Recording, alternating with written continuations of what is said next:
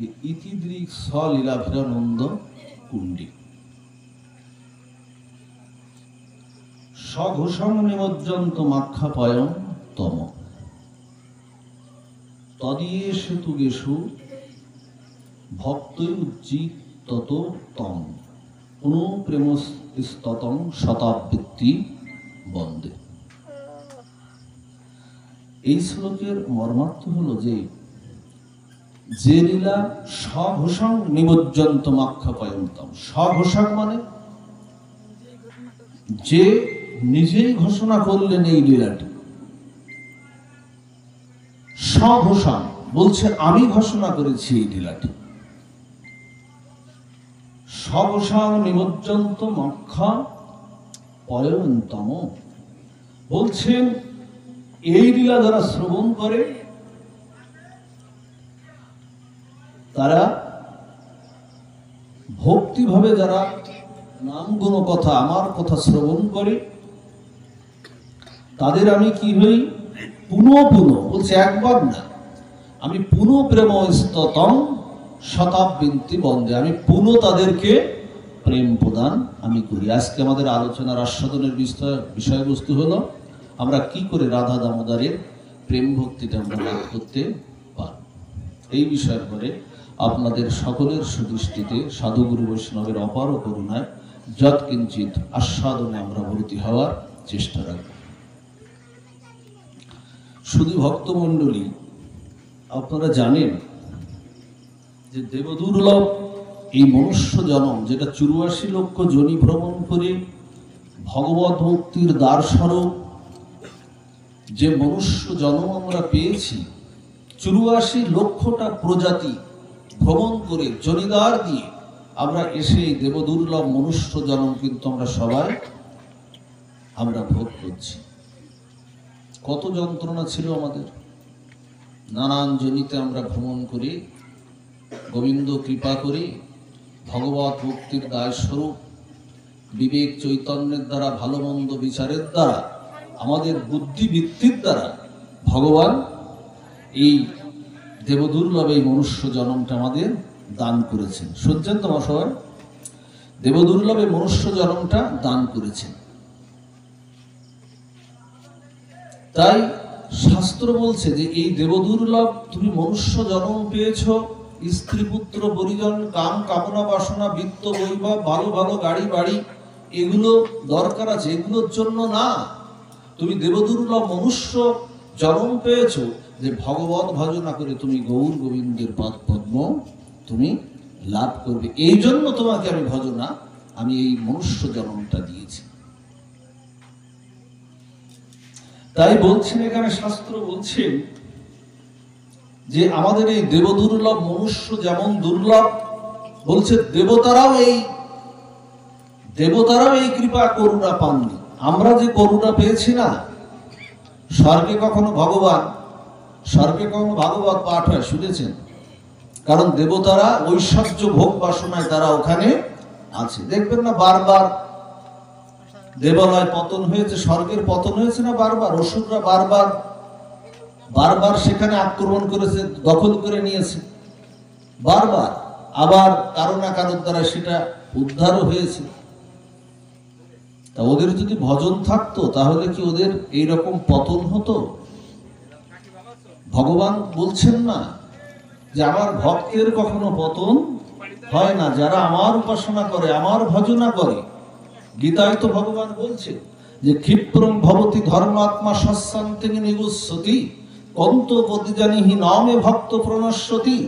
ভগবান শ্লোকে বললেন অর্জুনকে দিয়ে এই প্রতিজ্ঞা করালেন, তো অর্জুন তুমি ঘোষণা করো আমার যারা ভজনা করে আমার চরণে যারা শরণাগতি করে তাদের কখনো পতন হয় না। আমি একেবারে শেষ সময়ও আমি তাদেরকে টেনে তুলি। তাই শাস্ত্র বলছে যে দেবদুর্লভ মনুষ্য যেমন দুর্লভ, তার চেয়ে আরো দুর্লভ হলো এই গৌড় মণ্ডলে। আমরা কিন্তু গৌড় মণ্ডলে জন্মগ্রহণ করেছি। এটা অবিভক্ত বাংলা যখন ছিল এটা গৌড় মণ্ডল ছিল। বলছে দেবদুর্লভ মনুষ্য যেমন দুর্লভ, গৌড় মণ্ডলে জন্মগ্রহণ করাও আরো দুর্লভ। আর তার চেয়েও আরো দুর্লভ যারা রাধা দামোদর ব্রত পালন করে যারা প্রেম ভক্তি লাভ করে ভগবানের চরণে যারা যাবে আরো আরো দুর্লভ সেই ব্রতে আমরা এসেছি। আমি গত একদিন পাঠে এসেছিলাম, দামোদর ব্রতে নিয়ে বিস্তারিত আলোচনা করেছিলাম। আজ আর ওখানে যাচ্ছি না, আজ আমরা প্রেম ভক্তি নিয়ে একটু আমরা আলোচনা করব। দেখেন ভগবান কত করুণা আপনাদেরকে দিয়ে রেখেছেন, আমাদেরকে দিয়ে রেখেছেন।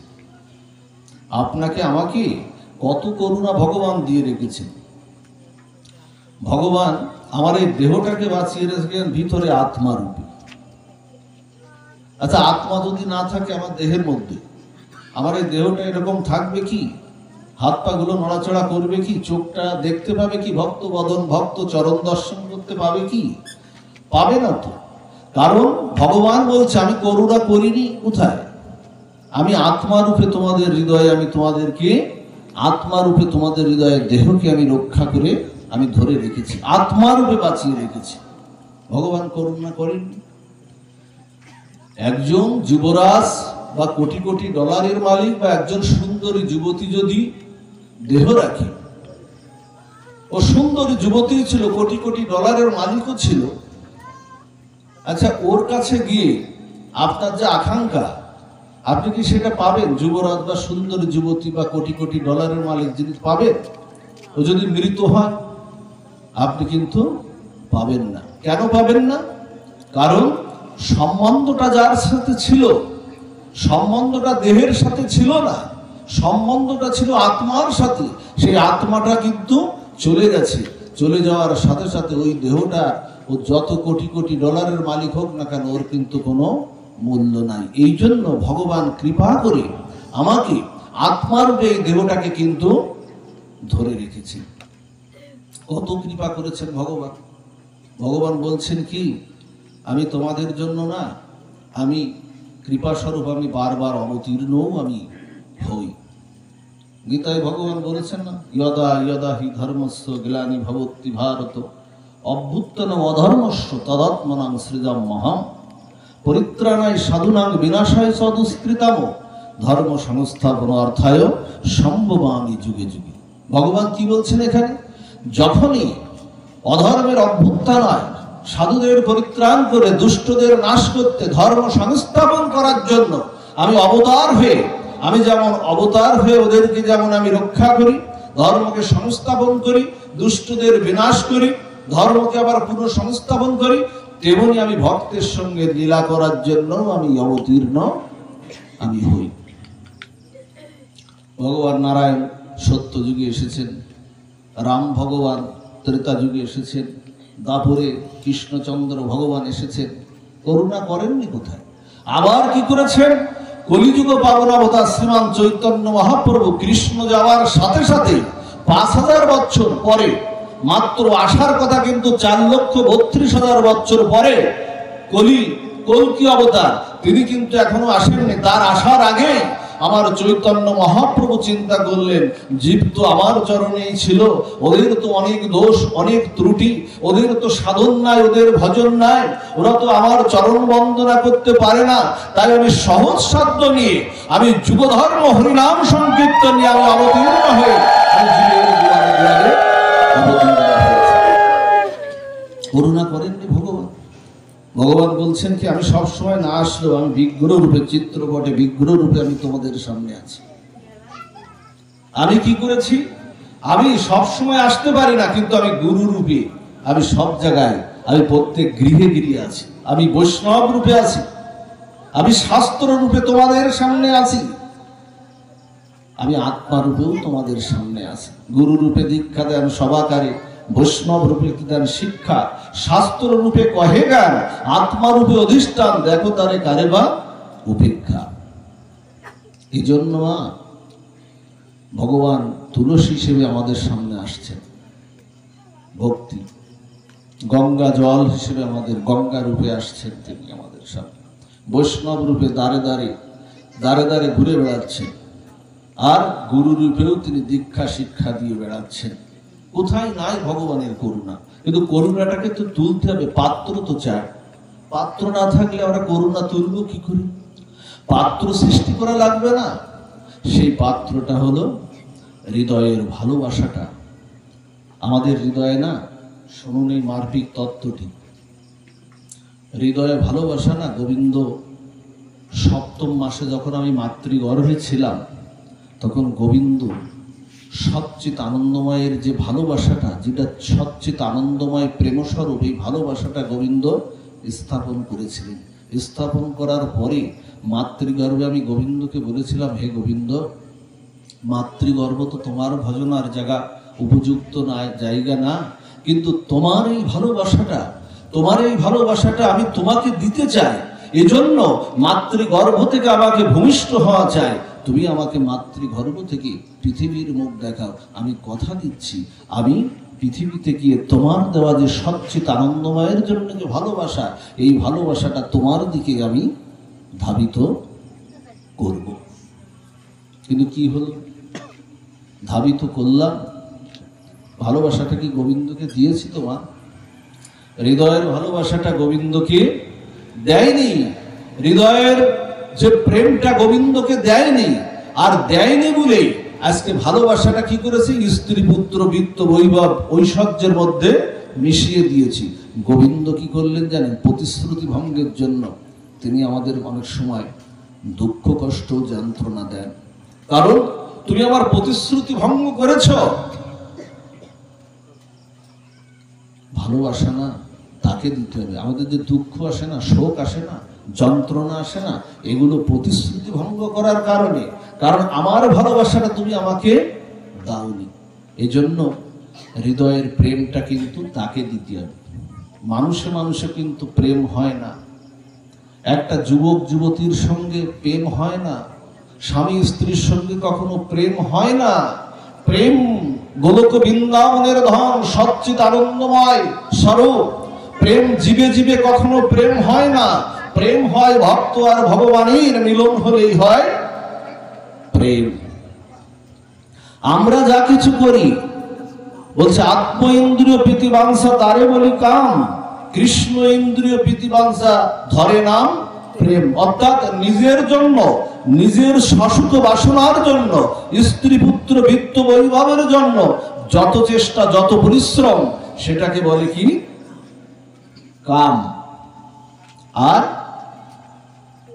ভগবানের জন্য যে ভালোবাসা, তার নাম হলো প্রেম। যদি এইটুকু বুঝে থাকেন না, তাহলে আজকে ভাগবত পাঠ সার্থক। আবার বলি কথাটা, বলছে নিজের জন্য যা কিছু চেষ্টা, নিজের জন্য সসুখ কামনা বাসনা, ঐশ্বর্য, বিত্ত, বৈভব, অনন্ত চাওয়া পাওয়ার জন্য নিজের জন্য যত চেষ্টা, সেটা হলো কাম। আর গোবিন্দের জন্য যত চেষ্টা, সেটা হলো প্রেম। এটা বুঝতে হবে না।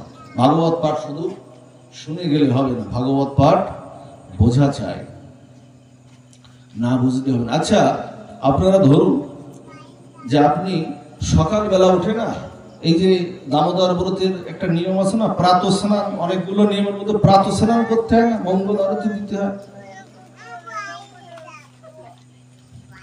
আচ্ছা, আপনি ভগবানের জন্য প্রাতঃ স্নান করলেন, খুব ভোরবেলা উঠে, বাচ্চাটা থামো, ভগবানের জন্য প্রাতঃ স্নান করলেন, ভোরবেলা উঠে না ভগবানের জন্য স্নান করলেন।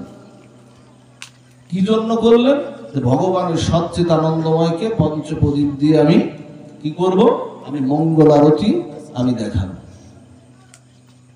এটা কি হলো? ভগবানের জন্য যা কিছু করেন, এটার নাম হলো ভালোবাসা বা প্রেম। আর অনেকে দেখবেন সকালবেলা 8টা 9টার সময় উঠে না, সেই স্নান রুমে গিয়ে না সুন্দর করে একেবারে দেহকে একেবারে স্নান করাচ্ছে, নিজের সুখ বাসনার জন্য সুন্দর করে স্নান করছে। ওটা কি হলো? নিজের জন্য করছে, ওটা হলো কাম। আর যে মঙ্গল আরতি করার জন্য যে করলো, সেটা হলো প্রেম। আচ্ছা, জগন্নাথের জন্য আপনি রান্না করে ভোগ নিবেদন করলেন, প্রেম। প্রেম আর কাম, প্রেম কিন্তু বড় বিষয় না, শুধু মোড়টা একটু ঘুরিয়ে দিতে হবে। আপনার চিন্তা ভাবনার মোড়টা একটু ঘুরিয়ে দিলেই প্রেম হয়ে যাবে, বেশি কিছু না। আপনি জগন্নাথের জন্য রান্না করছেন যে ভোগ লাগাবেন তুলসী পত্র দিয়ে, দিলে ওটা কি হলো? প্রেম। আর নিজের জন্য রান্না, নিজের ছেলে মেয়ের জন্য যত কিছু রান্না, ওটা হলো কাম। একটু ঘুরিয়ে দিই না আমরা, ঘুরিয়ে দিলেই দেখবেন প্রেম হয়ে গেল। আচ্ছা, এই যে যারা দেখবেন একটু নেশা করে, সিগারেট টিগারেট খায় না, অনেকে সিগারেট বিড়ি সিগারেট খায় না, অনেকের আছে না অভ্যাসটা। আচ্ছা, ওই একই আগুন কেউ সিগারেটে নেশায় টান দিচ্ছে বা ফুঁক দিচ্ছে। আচ্ছা, আগুন তো একই। আচ্ছা, যে সিগারেটে টান দিচ্ছে সে দেখবেন টান দিয়ে ধোঁয়াটা বের করছে। আচ্ছা, ওই ভক্ত যখন ওই একই আগুন জ্বালাচ্ছে, পঞ্চপ্রদীপ দিয়ে বা একটা প্রদীপ দিয়ে ঘুরিয়ে ঘুরিয়ে আরতি করছে, কি হলো? দেওয়ার প্রকার বদে কি হলো? ওটা প্রেম হয়ে গেল, ওটা ভালোবাসা হয়ে গেল। এগুলো একটু বোঝা যায়, না বুঝলে না আমরা এগোতে পারবো না। একটু বুঝতে হবে আমাদের। এজন্য শাস্ত্র এখানে বলছেন কি জানেন, নিজের হৃদয়ের ভালোবাসাটা আর কাউকে দিও না। তোমার যে ভালোবাসাটা না, আর কাউকে তুমি দিও না, দিলেই তুমি ঠকে যাবে, যন্ত্রণা পাবে। কৃষ্ণ ভুলি যে জীব অনাদি বহির্মুখ, অতএব মায়া তারে দেয় সংসার দুঃখ। আর দুঃখ ভুললেই দুঃখ। হৃদয়ের ভালোবাসাটা অন্য কাউকে অর্পণ করো না। স্ত্রী পুত্র সংসার পুত্র পরিজন এরা থাকবে, এদের জন্য কর্তব্য তুমি অবশ্যই করো, কিন্তু হলো হৃদয়ের ভালোবাসাটা গোবিন্দমুখী হয়ে, গোবিন্দ ধাবমান মুখী হয়ে তার দিকে তুমি দিয়ে দাও, তাহলেই তোমার প্রেম হবে। অন্য কোনো উপায়ে প্রেম লাভ করা যাবে না। হৃদয়ের ভালোবাসাটা অন্য কাউকে দিও না মা, হৃদয়ের ভালোবাসাটা গোবিন্দ চরণে দাও। তাতে কি হবে জানো? দিলে না তোমার সংসারও যেমন ঠিক থাকবে না, তোমার স্ত্রী পুত্র পরিজন যেমন, তোমার সংসার আত্মীয় স্বজন যেমন ঠিক থাকবে। কারণ গোবিন্দ যদি নিজে রক্ষা না করে, আমরা শত চেষ্টা করেও আমরা পতন ঠেকাতে আমরা পারবো না।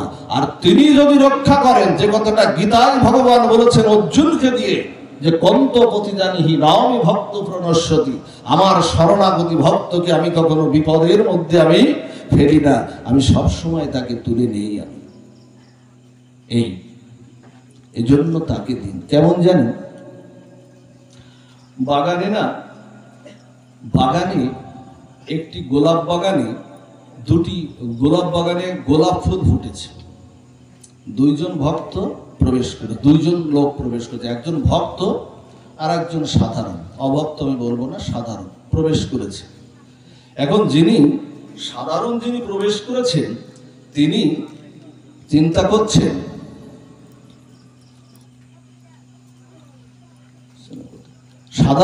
তিনি চিন্তা করছেন যে গোলাপটা তুলে দেখুন, চিন্তা করছে যে আমি আমার এই গোলাপ ফুলটা আমার প্রেয়সীর জন্য আমি আজকে বাড়ি সুন্দর করে আমি নিয়ে যাব।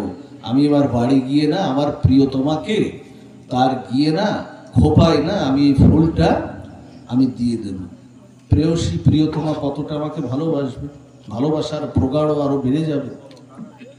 দেখছেন, একজন প্রিয়তমার জন্য নিচ্ছে, আর একজন যিনি ভক্ত প্রবেশ করেছেন, তিলক চন্দনে বিভূষিত ভক্ত, উনি চিন্তা করছেন যে এই ফুলটা নিয়ে আমি কি করব, চন্দন চর্চিত করে আমি রাধা ঠাকুরানীর চরণে আমি দিয়ে দেব।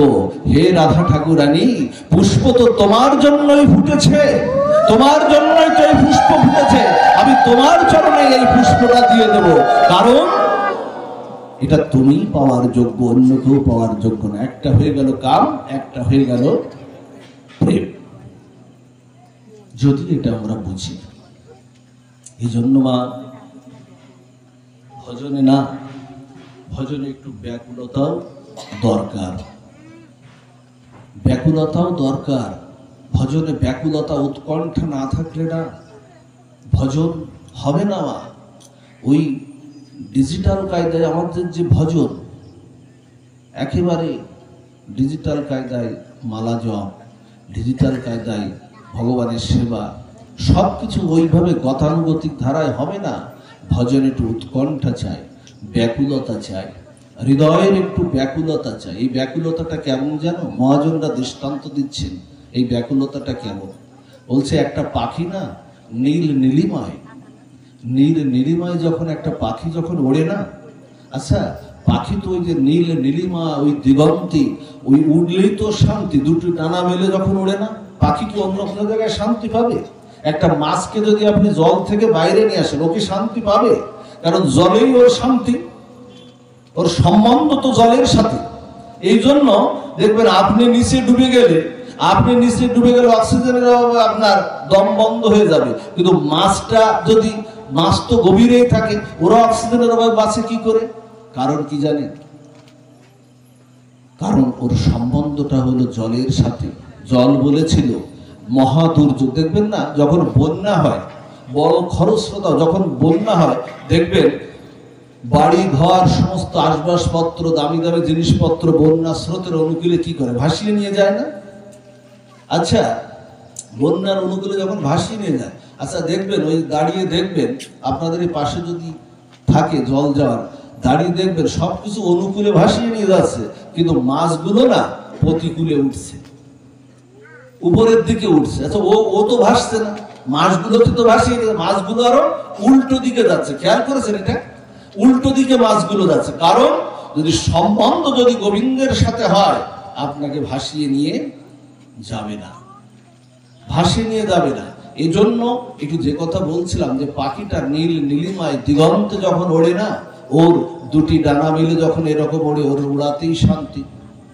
আচ্ছা, উঠতে উঠতে না হঠাৎ করে একজন শিকারী না তার জিজ্ঞাংশ বৃত্তির দ্বারা একটা জাল দিয়ে ওই পাখিটাকে আটকিয়ে দিল, জালের মধ্যে আটকিয়ে দিল। আচ্ছা, পাখিটাকে আটকানোর পর ওই যে শিকারী, ওই শিকারী কি করলো? পাখিটাকে ধরে না, ওর হাতে ছিল একটা অস্ত্র, ধারালো অস্ত্র না, ওই পাখিটার দুটি ডানা কেটে দিল। আচ্ছা, পাখিটার যখন দুটি ডানা কেটে দিল, আচ্ছা ওর যে ছটফটানি, যে রক্তপাত, ওর যে আর্তনাদ, ওর যে ব্যাকুলতা, ওর যে হৃদয়ের আর্তনাদ, ওর যে ব্যাকুলতা, এই ব্যাকুলতা যদি গৌর গোবিন্দের জন্য থাকে, এই ব্যাকুলতা যদি আমার শ্রীমতী রাধা ঠাকুরানীর জন্য থাকে, তবেই কৃষ্ণ মিলবে, তবেই গৌর মিলবে, তবেই রাধা রানী মিলবে।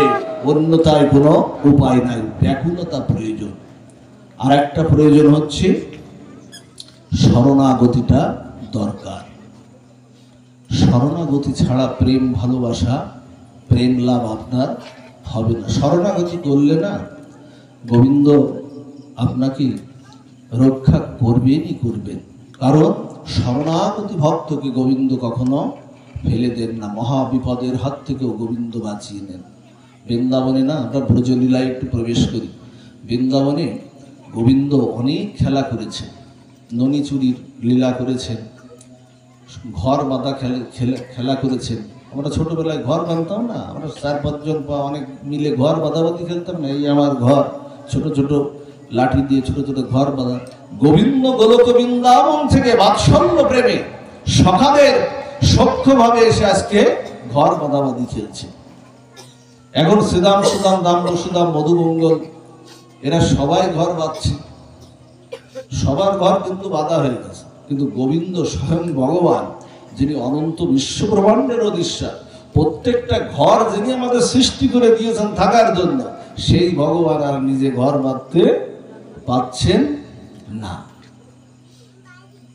আচ্ছা, কখন গোবিন্দ ঘর যখন বাঁধতে পারছেন না, ওদিকে আমাদের দেবাদিদেব মহাদেব শিব ঠাকুর, ব্রহ্মা সৃষ্টিকর্তা শিব ঠাকুর কাঁদছেন, আমার প্রভু ঘর বাঁধতে পারছে না, আমার প্রভু ঘর বাঁধতে পারছে না, কাঁদছেন। গোবিন্দ তখন কি করলেন জানেন? সখ্য প্রেম তো, সখাদের কাছে গিয়ে বললেন, এই সুবল সখা শ্রীরামকে বলছেন, আমি তো ঘর বাঁধতে পারলাম না, তো তোমাদের ঘরে আমাকে একটু থাকতে দেবে? আমি তো ঘর বাঁধতে পারলাম না, তোমাদের ঘরে। সখ্য প্রেমে তো গোবিন্দকে না ঠেলা দিয়ে ফেলে দিয়েছে। শ্রীদাম, সুদাম, মধুমঙ্গল, সুবাহু এরা কি করেছে? ঠেলা দিয়ে ফেলে দিয়েছে। ঠেলা দিয়ে যখন ফেলে দিয়েছে না, গোবিন্দের একটু রাগ হয়ে গেছে, যে তোদের ঘরে আমি একটু জায়গা চাইলাম, আমাকে দিলি না সেই ঘরটা আমায় দিলি না। গোবিন্দ কি বলছেন জানেন?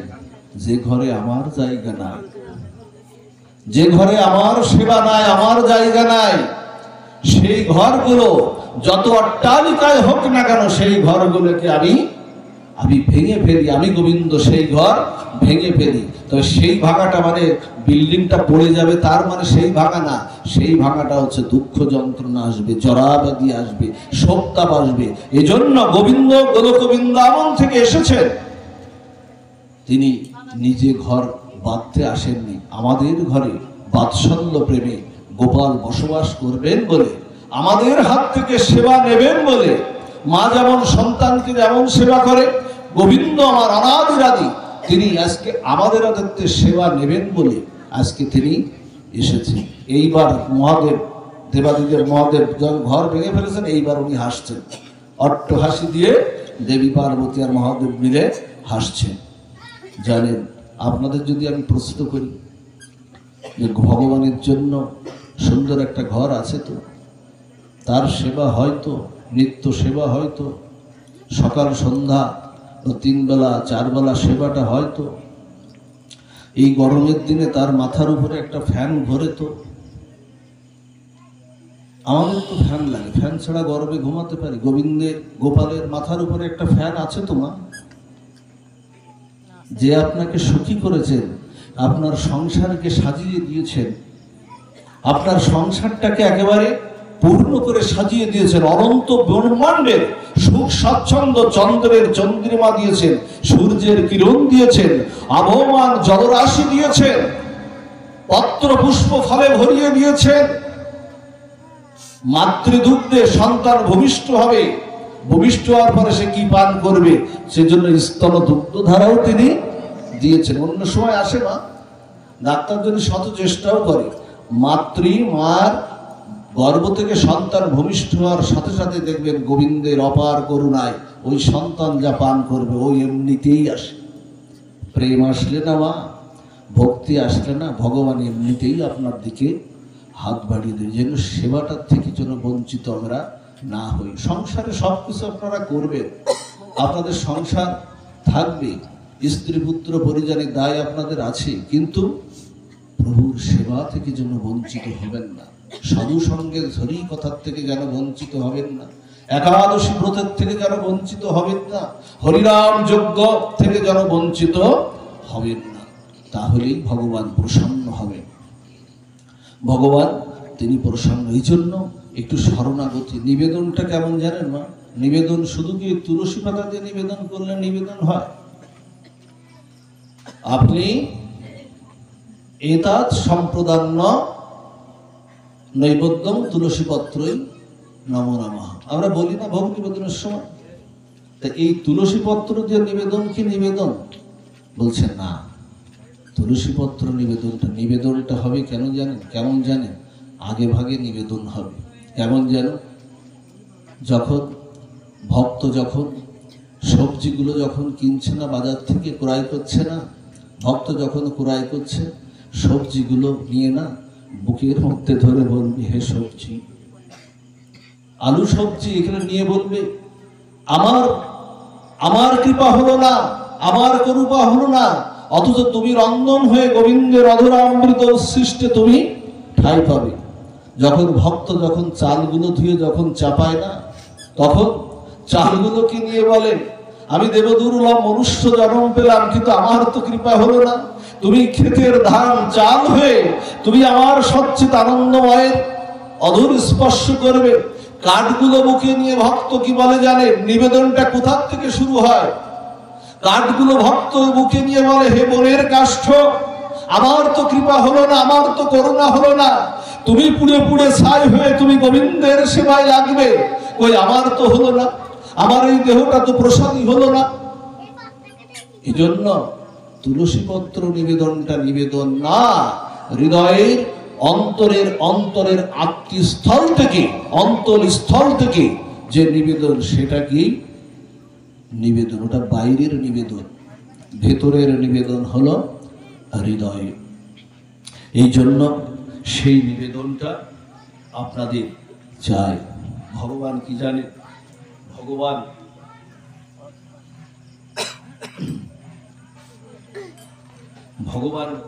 কেমন জানেন? ভগবান ব্রজবাসীরা না ঘরের মধ্যে ভগবানকে আহ্বান করত, ভগবান ননি চুরি করে? তো আপনারা জানেন সবাই ভগবান ননি চুরি করে। কিন্তু আজকে ভগবান একটা নতুন লীলায় আজকে মেতেছেন। আজকে এক ব্রজমার ঘরে আজকে দুধ চুরি করবে। এখন এই ব্রজমার ঘরে প্রতিদিন চুরি হয়।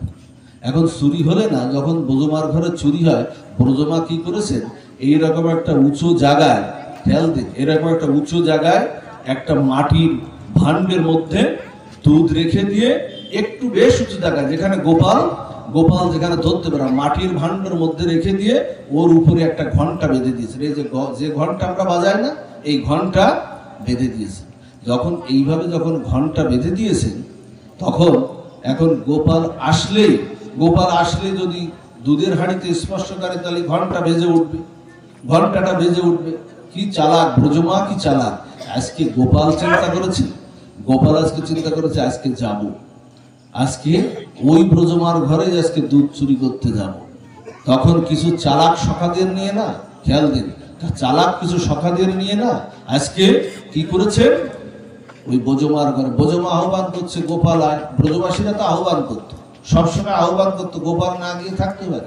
এখন কি করেছে, একজনের পরে আরেকজন দিয়ে না, এই ঘাড়ের পরে উঠে ওই নাগালটা, ওই ভাণ্ডর নাগালটা কিন্তু পেয়ে গেছে, গোপাল পেয়ে গেছে। পেলে এর আগে গোপাল বলছে, চরণের নুপুরকে বলছে, নুপুর আজকে আর তুমি বেজো না। ওই জগতের সবাই কথা বলতে পারে, ঘন্টাও কথা বলে, নুপুরও কথা বলে।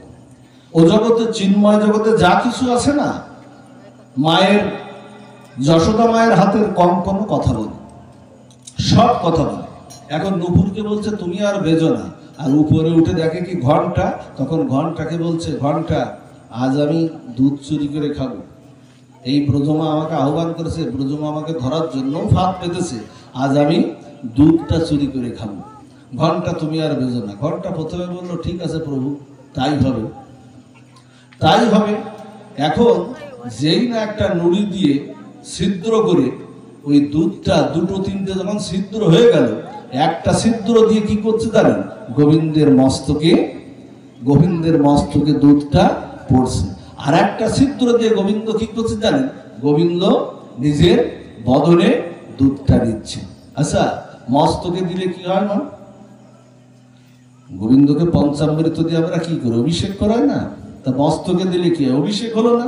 আর যখন ভগবান গ্রহণ করছে তখন কি হলো, ভোগ নিবেদন হয়ে গেল না? ভোগ নিবেদন আর অভিষেক যদি ঘন্টা না বাজে, ভোগ নিবেদন আর অভিষেক হবে দুটো হবে? ঘন্টা ছাড়া কি অভিষেক আর নিবেদন হবে? ঘন্টা বলে উঠলো কি জানেন, প্রভু তোমার অভিষেক আর নিবেদন, ভোগটা একসাথে হচ্ছে, তোমার কথা আর আমি আজকে রাখতে পারলাম না, আমি বেজে উঠে তোমার এই দুটি দত্তে আজকে একসাথেই আমি।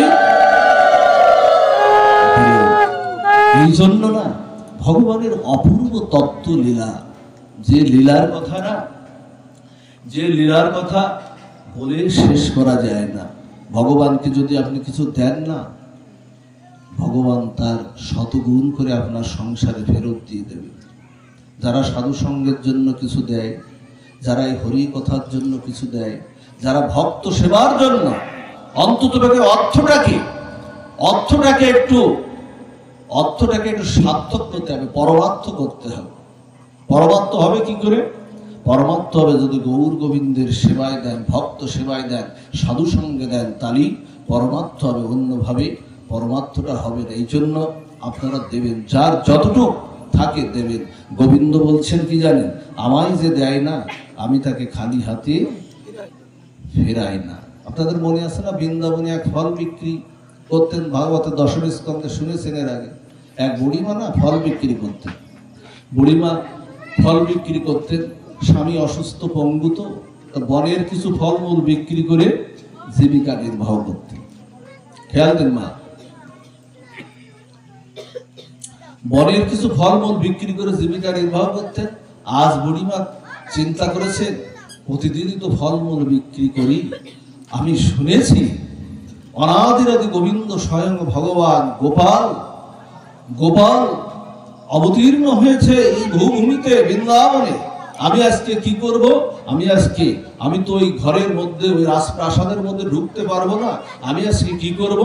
আমি আজকে বুড়িমা কি করলো, আজকে আমি ওই পথ দিয়ে যাবো, যদি গোপালের দেখা পায়। ব্যাকুলতা দেখুন, হৃদয়ের ব্যাকুলতা দেখুন। যদি দেখা পায়, যদি হয় এইরকম, প্রভুর যদি কৃপা হয়, এইরকম ব্যাকুলতাটা থাকতো। তখন কি করলেন জানেন, বুড়িমা এমনি থেকে বলছিলেন না, কিন্তু যেই না গোকুলে যখন আসলেন, যখন মা যশোদার বাড়ির পাশ দিয়ে যাচ্ছেন, তখন বলছে ফল নেবে গো, ফল নেবে গো। তখন মা যশোদা না গৃহে নাই, উনি অন্য কর্মে ব্যস্ত। মা যশোদা এরকম উঠানে ধান শুকাতে দিয়েছে, গোপালকে করে রেখেছে পাহারাদার। একটা লাঠিতে গোপাল পাখিকুলি না খেয়ে যায়, তুই একটু চৈকি দে, পাখিকুলি যেন না খেয়ে চৈকি দে। এখন গোপাল কি করতেন, ভক্ত বাৎসল্য ভগবান, অনন্ত বিশ্বব্রহ্মাণ্ডের অধীশ্বর, ভক্ত বাৎসল্যে আজকে কি করছে, মায়ের আদেশ শুনতে বাধ্য। তখন যখন যাচ্ছে বুড়িমা, ফল নেবে গো, ফল নেবে গো, তখন গোপাল চিন্তা করছে কি, বুড়িমা আবার কি ফল দেবে, জগতের সব ফল তো আমিই দিই, আমাদের যত কর্মফল কে দেন, গোবিন্দ দেন না। তা বলছেন যে বুড়িমা আবার কি ফল দেয়। একটু এগিয়ে এসেছেন, নপুরের রুড়ি ঝুনু ধরিতে না এগিয়ে এসেছেন, এগিয়ে দেখে বুড়িমা কিছু ফল টল নিয়ে না ঝুড়ি থেকে নিয়ে যাচ্ছে। তখন হঠাৎ করে বুড়িমার সামনে ওই যে যদি দেখা পায়, ভগবান হৃদয়ে কেঁপে উঠেছে। বুড়িমা প্রতিজ্ঞা করলো যদি দেখা পায়। তখন কি করলো জানেন, হাতটা পেতে না, ও বুড়িমা আমার একটু ফল দেবে, দেবে গো আমার একটু ফল। ও মা, বুড়িমা গোপালের দিক তাকিয়ে কোটি সূর্য একসাথে উদিত হলে তার যে জ্যোতিরশ্মি, গোপালের অঙ্গ জ্যোতিতে আজকে সারা গোকুল ধাম আলোয় পরিপূর্ত হয়েছে। আর বুড়িমা বলছে, এই কি আমার প্রাণের দেবতা, এই কি আমার সেই ধ্যানের দেবতা, এই কি আমার ধ্যানের দেবতা। তাকিয়ে না বলছে, গোপাল তুই আমার কাছ থেকে নিবি ফল। বলছে, ও বুড়িমা দাও না, হাত পেতেছে অনন্ত বিশ্ব ব্রহ্মাণ্ডের অধীশ্বর। বুড়িমা বলছে, বুড়িমাকে বলছে, ও বুড়িমা আমায় ফল দাও, দেখো আমায় যদি তুমি দাও না, তোমার সারা জীবনের মতো আর ফল বিকিকিনি করা লাগবে না, তুমি আমায় ফল দাও। যখন হাতটা পেতেছে না, হাতটা পেতেছে, বলছে গোপাল নিবি ফল। হাত যখন পেতেছিস নে একটা ফল, একটা ফল তার হাতে দিতে গেছে। বলছে, ও বুড়িমা তুমি আমায় এভাবে দেবে কেন, আমায় দিতে যদি হয় তেমন করেই দাও, আমার একটু কোলে বসাও, আমায় একটু কোলে বসাও। আমাকে তো ওভাবে দিতে দেয়, আমাকে একটু কোলে বসাও। আমার মা যেভাবে আমাকে দেয়, আমার মা যেভাবে আমার বদনে তুলে দেয়, ননিছানা সন্দেশ ফল তুলে দেয়, ও বুড়িমা তুমি ওই রকম করেই আমাকে দাও। বুড়িমা না কেঁদে ফেলেছে, ফলের ঝুড়িটা নিচে নামিয়ে দুবাহু প্রসারিত করে বুড়িমা বলছে, কেঁদে ফেলেছে। বলছে, গোপাল তুই তোমার ধ্যানের দেবতা, তুই বসবি আমার কোলে। হ্যাঁ রে গোপাল, এই ভাগ্যটা আমার হবে রে। আর এই কাপড়টা না ধুলি বালিতে জমে আছে রে গোপাল, এই কাপড়ে তো তোর শ্রীঅঙ্গ লাগানো যাবে না গোপাল। গোপাল বলছে, তুমি বসাও না বুড়িমা। বুড়িমা গোপালকে কোলে বসিয়ে না গোপাল বদনে প্রেম ভক্তির সহকারে গোপাল বদনে ফল তুলে দিচ্ছে। আর ফল যখন তুলে দিচ্ছেন, ফল খাওয়াটা যখন শেষ হয়ে গেল, পাওয়াটা যখন শেষ হলো, তখন বুড়িমাকে বলছো, বুড়িমা বুড়িমার তখন অষ্টসাত্ত্বিক ভাববিকারে শ্বেত পুলক অশ্রু কম্প সরভঙ্গ, এই যে অষ্টসাত্ত্বিক ভাববিকারে বুড়িমার সারা দেহ মন পুলকিত হয়েছে, স্বর্গীয় আনন্দে ওই জায়গাটা মুখরিত হয়েছে। বলছে, ও বুড়িমা আমি আনন্দ পেয়েছি। কি বলছিলাম মা, গোপালকে যারা দেয়, গোপাল তাদেরকে খালি হাতে ফেরায় না। আলোচনার টানগুলো খেয়াল রাখবে। বলছে, আমায় যে কিছু দেয়, গোপাল বলছে আমায় যে কিছু দেয় না বুড়িমা, আমি আনন্দ পেয়েছি। তোমায় কি দিব বলো তো বুড়িমা। তো কি করেছে জানো, মা যশোদাকে ধান শুকাতে দিয়েছিল না, ওই এক মুষ্টি করে না, এক মুষ্টি করে বুড়িমার ঝুড়িতে তুলে দিতে গেছে, তাও আবার এই হাতের ভাগ দিয়ে না, ছোট্ট বাচ্চাকে করে হাতের ভাগ দিয়ে পড়ে যায় না, ওই হাতের ভাগ দিয়ে ধানগুলো আবার পড়ে গেছে, 2 থেকে 3টা ধান হাতে লেগে আছে, ওই বুড়িমার ঝুড়িতে তুলে দিল। বুড়িমা যাও যাও বুড়িমা, আমায় দর্শন করেছো, আমার সেবা করেছো, তুমি যাও। বুড়িমা যাচ্ছেন না, যেতে যেতে না গোপাল দিক থেকে আর নয়ন ফিরাতে পারছে না, কারণ আজকে ভগবানের সেবা করেছে, তো প্রেমের সেবা করেছে, ভক্তির সেবা করেছে, আর বুড়িমা নয়ন ফিরাতে পারছে না। ওমা, কৃষ্ণ বলরাম যখন রিঙ্গন ক্রিয়া করতো না, রিঙ্গন ক্রিয়া মানে কি, হামাগুড়ি ক্রিয়া, রিঙ্গন ক্রিয়া করতো, গাভীগুলোকে তখন গোয়াল থেকে আর বের করা যেত না, কারণ কৃষ্ণ বলরামের যে কোনো অমৃত আস্বাদন নরলীলা দেখে গাভীগুলো আর সেখান থেকে যেতে চাইতো না। ওরা কৃষ্ণ বলরামের নরলীলা দেখে ওখানে ওরা বসে পড়তো, আর বসে পড়লে নন্দ মহারাজ জোর করে টানাটানি করলেও যেত না। ওরা বসে পড়লে না, ওদের বান হতে দুগ্ধ খরণ হয়ে মাটিতে পড়বে, আর ওরা বলতো, হে গোবিন্দ, এই মাটিতেই তো তুমি হাঁটবে, এই মাটিতেই তো তোমার চরণ কোমল দুটি পড়বে, তোমার কোমল চরণ যাতে একটু নরম মাটিতে করে, তার জন্য আমাদের পবিত্র দুগ্ধ দিয়ে কর্দমাক্ত করে দিলাম, তুমি মনের আনন্দে হামাগুড়ি ক্রিয়া করো প্রভু। আমার গোবিন্দ কি করেছেন জানেন? ব্রজধামে লীলা করতে করতে আমার গোবিন্দের গোপালের কেশদামগুলো এলোমেলো হয়ে গেছে। শ্যামালি ধমালি গোবিন্দের প্রিয় গাভীর নাম, তারা বলছে, আমাদের কাছে তো মা যশোদার মতো চিরুনি নাই, তোমার কেশধামগুলো শোভিত করব কি করে, তার মানে আচড়িয়ে দেব কিভাবে? গাভীগুলো কি করছে জানেন মা? গাভীগুলো কি করছে, ওদের জিহ্বা দিয়ে, ওদের তো হস্ত নাই, ওদের জিহ্বা দিয়ে আমার গোবিন্দের কেশধামগুলো শোভিত করে দিচ্ছে। আর আর কেঁদে কেঁদে বলছে, গাভীগুলো 2 চোখ দিয়ে অনাবরত অশ্রু পড়ছে, আর গাভীগুলো করছে, হে গোবিন্দ, আমাদের হাত তো দাওনি। আমরা তো হাত পেয়েছি মা, গাভীগুলো কি হাত পেয়েছে? কয়দিন গোবিন্দের চরণে প্রণাম করি, কয়দিন গোবিন্দের চরণ অভিষেক করি, কয়দিন বাবা মাকে প্রণাম করি, বাবা কয়দিন, বছরে কয়দিন করি? কেউ কেউ করেন, কিন্তু বেশিরভাগ কিন্তু করে না। আচ্ছা, গাভীগুলো বলছে, হাত তো দাওনি, তোমার চরণ পদস্খলন করবো কি করে, মানে চরণটা ধুয়ে দেবো কি করে? ওরা কি করছে জানেন? জিহ্বার বিপরীত দিক দিয়ে, উচ্চ জলে জিহ্বার বিপরীত দিক দিয়ে আমার গোবিন্দের চরণ ধুয়ে দিচ্ছে। ওদের স্বাদ হলো গোবিন্দের সেবা, আমাদের হলো না। এই জন্য সনাতন ধর্মে যদি কোনো গাভী মারা যায়, যদি কোনো গাভী দেহ রাখে, দেখবেন ধান দুব্বা দিয়ে আশীর্বাদ করে বলা হয়, ওরে জন্মে তো হলো না, আগামী জন্মে যদি আসিস, মনুষ্য হয়ে এসে পূর্ণরূপে গোবিন্দের সেবা পূর্ণরূপে করিস। এই জন্য বলা হয় মানুষের আগের জন্ম হলো গাভী বা বানরের জন্ম। এই জন্য বুড়িমা যখন চলে যাচ্ছে না, বুড়িমা যখন চলে যাচ্ছে, যেতে যেতে দেখে কি ওই 3টা ধান দিয়েছিল না বুড়িমার ঝুড়িতে, 3টা ধান না বুড়িমার ঝুড়িটা না ভারী হয়ে আসছে। বুড়িমা চিন্তা করছে, এত ভারী তো ছিল না, এত ভারী তো ছিল না, ভারী হলো কি করে? বুড়িমা নামিয়ে দেখে না, সেই ফল আর ধানগুলো ঝুড়িতে না, সোনার মোহরে না, সোনার মোহরে ঝুড়িটা ভরে গেছে, সোনার মোহরে। এই জন্য বুড়িমা কাঁদতে কাঁদতে যে কথাটা এসে গোপালকে শুধিয়েছিলেন, বিশ্বকবি রবীন্দ্রনাথের কলমে সেটা উঠে এসছে।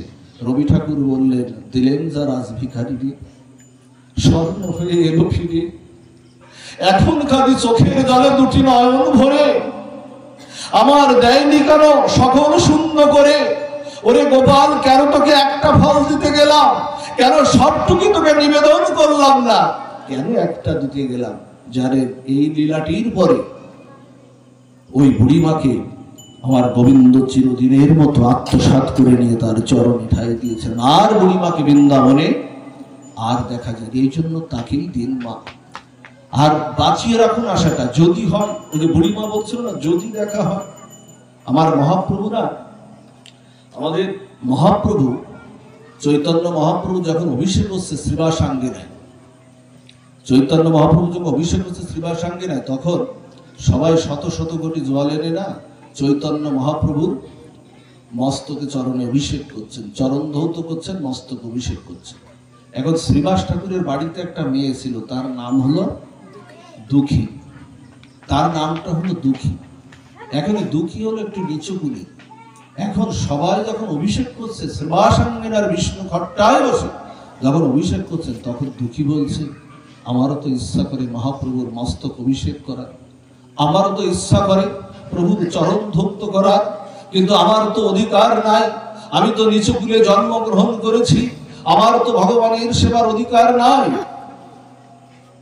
তখন আবার বলছেন কি জানেন, করুণায় অবতীর্ণ করো। তিনি তো করুণা করে সবাইকে কৃপা করবেন বলে তো মহাপ্রভু গৌর সুন্দর আবির্ভূত হয়েছে। এই ভরসায় না এক ঘটি জল এনে একটা পিলারের আড়ালে এটা রেখে দিয়েছে। যদি কৃপা হয়, যদি করুণা হয়, অন্তর্যামী ভগবান ওই যে বলছে না যদি হয়, এই যদিটা একটু ভিতরে জাগিয়ে রাখবেন।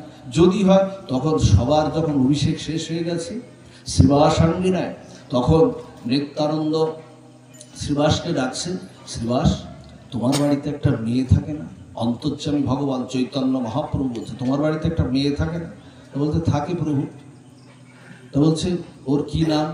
মহাপ্রভু কি জানে না ওর কি নাম? বলছে ওর নাম দুঃখী। বলছে ওকে একটু ডাকো তো, ওকে একটু। বলছে যদি কৃপা হয়, এক ঘটি গঙ্গা জল রেখে দিয়েছে, যদি কৃপা। বলছে ওকে একটু ডাকো তো।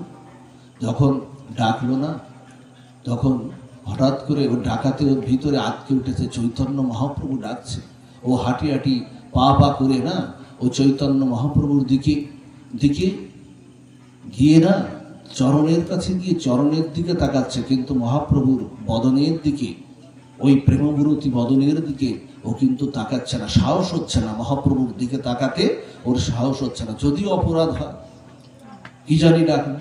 বলছে মহাপ্রভু কৃপা করো, বলো তোমার কি আদেশ, কি তোমার আদেশ, বলো তুমি, বলো কি তোমার আদেশ।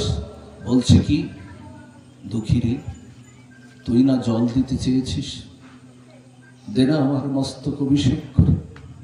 ওরে আমি তো বন্যার জলের মতো, খানার জল, খন্দের জল, পুকুরের জল, নদীর জলের মতো আমি জাতপাতের ঊর্ধ্বে উঠে সবাইকে ভাসিয়ে দেওয়ার জন্য আমার চৈতন্য অবতার, আমি সবাইকে কৃপা করব।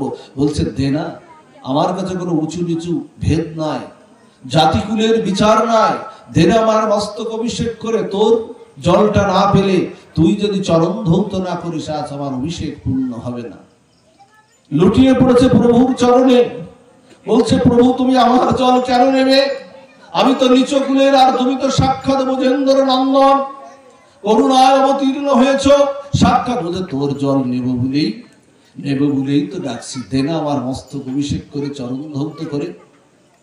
দুঃখীর দেওয়া জলে সিক্ত হচ্ছে আমার চৈতন্য মহাপ্রভু, মস্তকে জল দিয়ে অভিষেক করছেন আর চরণ ধৌত করছেন। জলটা মস্তক অভিষেক করা, চরণ ধৌত করা শেষ হয়ে গেলে কি বলছেন জানেন? মহাপ্রভু বললেন, শোনো শ্রীবাস, নিত্যানন্দ অদ্বৈত গদাধর শ্রীবাস, শোনো, আজ থেকে এই মেয়েটির নাম, আজ থেকে দুঃখী না, আজ থেকে এই মেয়েটির নাম হলো সুখী। আরে যারা গৌর গোবিন্দের, যারা সাধুগুরু বৈষ্ণবের যারা সেবা করে, তাদের নাম আর দুঃখী থাকতে পারে না, তারা হলো প্রকৃতপক্ষে তারা সুখী। টাকা থাকলে আপনি সুখী না, ভালো একটা বাড়ি থাকলে আপনি সুখী না, গৌর গোবিন্দের যারা ভক্ত তারাই সুখী। এই জন্য মা, ভগবানের নাম গুণ কথা শ্রবণ, ভগবানকে একটু আপন করুন।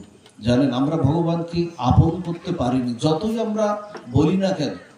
বৃন্দাবনে না এক শেঠজি ছিলেন বৃন্দাবনে তার 3টা পুত্র ছিল। এই 3টা পুত্র যখন ছিল, তার অন্য কোনো ওই একটা মেয়ের খুব শখ ছিল। দেখবেন যাদের 2-3টে মেয়ে হয়, তাদের আবার একটা ছেলের শখ থাকে। তেমন এই 3টা পুত্র যার, এর একটা মেয়ের শখ। বলছে বৃন্দাবনে গোপীরা, লাড়লিরা কত সাজে, কত সুন্দর করে সাজে, আমার একটা মেয়ে যদি থাকতো, আমি তাকে একটু সুন্দর করে সাজাতাম। এখন মেয়ে তো আর হয় না, পরপর হতে হতে 3টা মেয়ে। শেঠজি বর্ষানায়, শেঠজি এখন উনি গেছেন বর্ষানায়, এক সাধুর কাছে গেছেন। সাধুকে গিয়ে না বলছেন, বাবা, সাধু বাবা, আমার একটা না মেয়ের শখ, আমাকে একটু কৃপা করুন তো, আমার যাতে একটা মেয়ে সন্তান হয়। সাধু বাবা কি করলেন জানেন? যে তুমি বৃন্দাবনে থেকে মেয়ে সন্তানের জন্য তুমি এ তোমার এই কামনা। সাধু বাবা কি করলেন জানে, রাধারানীর একটা চিত্রপট দিয়ে দিলেন। রাধারানীর একটা চিত্রপট যখন দিয়ে দিলেন, বলছে এই তুমি সেবা করো, এর থেকেই তুমি কন্যা সন্তান, প্রকৃত কন্যা সন্তান তুমি লাভ করবে। এখন নিয়ে গেছে, ও চিন্তা করেছে আমার সন্তান হবে। এখন ও প্রতিদিন রাধারানীর সেবা করে, বিশ্রাম দেয়, ভোগ দেয়, আরতি করে প্রতিদিন। ওই কন্যা তো আর হয় না, রাধারানী কন্যা হয় না।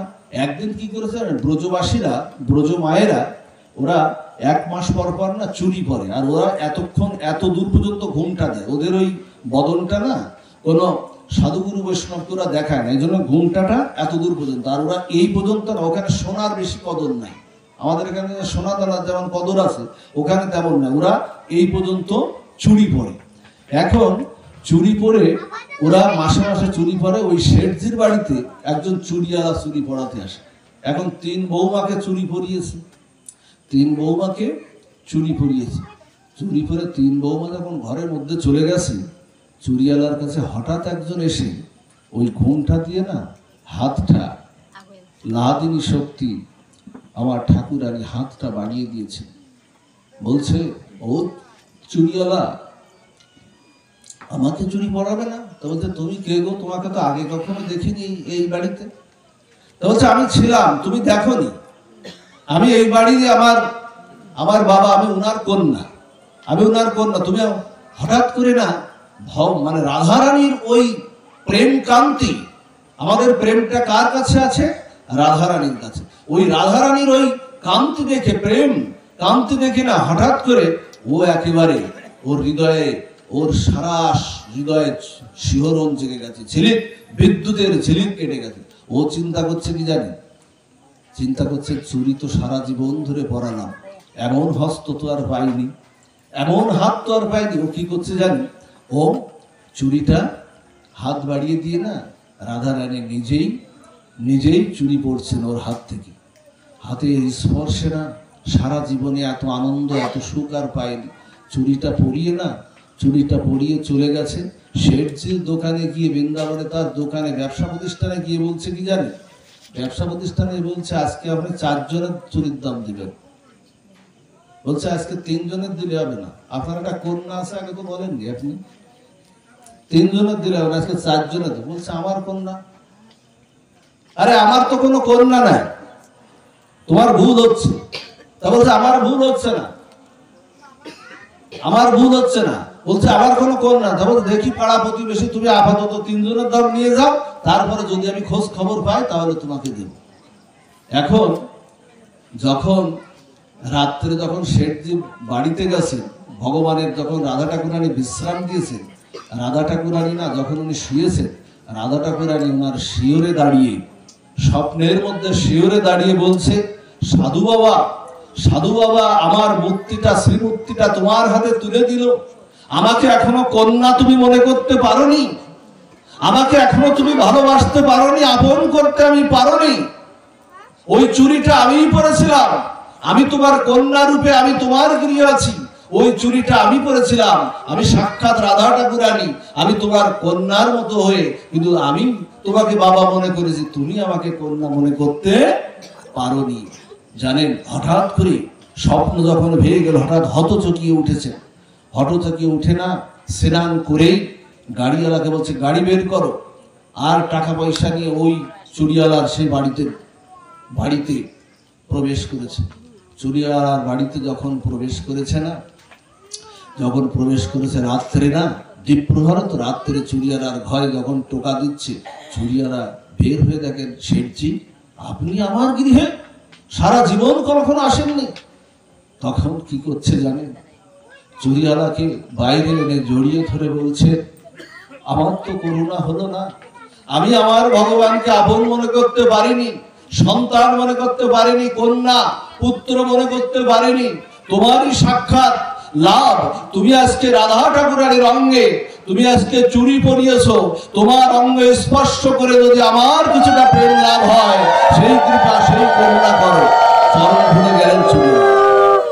এই জন্য আপন করতে হবে। যা হোক, সময় গড়িয়ে যাচ্ছে, অনেক অনেক আলোচনা, একদিনে তো সব সম্ভব না। বৃন্দাবনে রাধারানীর কত বড় করুণা জানেন? আমরা পাঠ বিশ্রামের দিকে চলে যাচ্ছি। রাধারানীর কত বড় করুণা জানেন? এক পাঞ্জাবি যুবকের স্ত্রী মারা গেছে, সেই স্ত্রীকে খুব ভালোবাসত। দেখুন রাধারানীর কত কৃপা, তিনি বিচার করেন না।